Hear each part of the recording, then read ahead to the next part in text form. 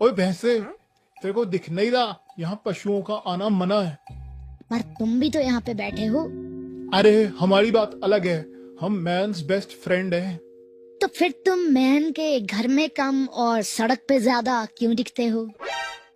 ओ भाई, सड़क पे दिखते होंगे पर कम से कम दुकान पे कट के बिकते तो नहीं। भैंस का बच्चा डेयरी फार्म से स्लॉटर हाउस भेज दिया जाता है ताकि उसका मांस एक्सपोर्ट किया जा सके, और तभी आपको कभी सड़कों पे भैंस का बच्चा दिखेगा नहीं।